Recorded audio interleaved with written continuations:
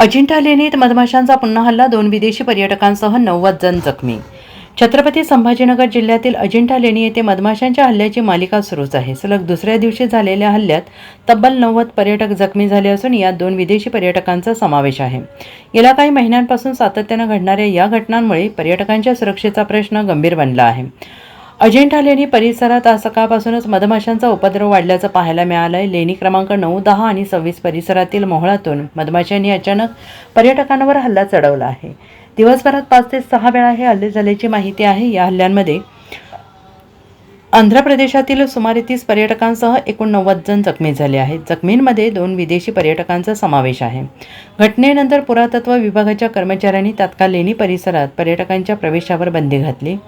जखमींना सुरक्षित ठिकाणी हलवून त्यांच्यावर प्राथमिक उपचार करण्यात आले. दरम्यान गेल्या काही महिन्यांपासून अशा प्रकारचे हल्ले वारंवार होत आहेत. त्यामुळे पर्यटकांमध्ये भीतीचं वातावरण निर्माण झालं आहे.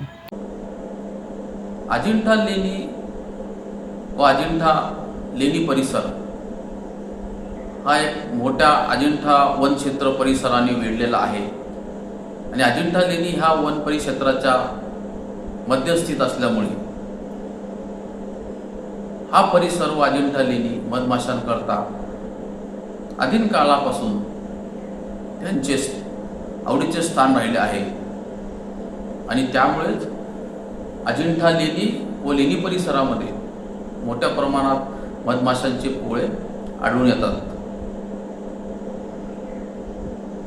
विशेष करून अजिंठा लेणीच्या सर्वात उंच लेणी नंबर 10 व त्याच्या शेजारी लेणी नंबर 9 हे 2 लेण्या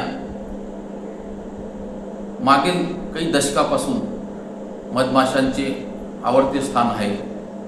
इथे दरवर्षी 10 ते 15 मधमाशांचे पोळे एकाच लेण्यात असतात.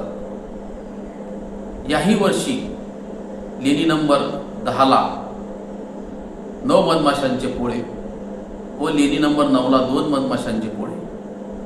आणि विशेष म्हणजे मागच्या आठवड्यात हवामानात झालेल्या मोठ्या बदलावामुळे हे मधमाशांचे पोळे मागील आठवड्यातच जंगलातून लेणी नंबर 10ला स्थलांतरित झालेत. कारण मागील आठवड्यात लेणी नंबर 10ला फक्त 2 मधमाशांची पोळे होते आणि अजिंठा लेणी ही जंगलाच्या मध्यस्थीत असल्यामुळे उन्हाळ्याच्या दिवसात इथे मधमाशी मोठ्या प्रमाणात आढळून येतात. त्यामुळे लेणीस भेट देणाऱ्या पर्यटकांनी काही सूचना जे आहेत त्याचं काटेकोरपणे पालन करावे. मधमाशांना ज्या गोष्टी आवडत नाहीत ते आपण करू नये. जसे की अशा स्मारकाला जाताना भडक रंगाचे कपडे परिधान करून जाऊ नये. तसेच स्ट्रॉंग व उग्र वासाची बॉडी स्प्रे, अत्तरे, परफ्यूम, डिओ स्प्रे इत्यादी लावून सुद्धा जाऊ नये. कारण गडद रंग व उग्र वासाची परफ्यूम ह्यामुळे मधमाशा विचलित होऊन तुमच्यावर हल्ला करू शकतात.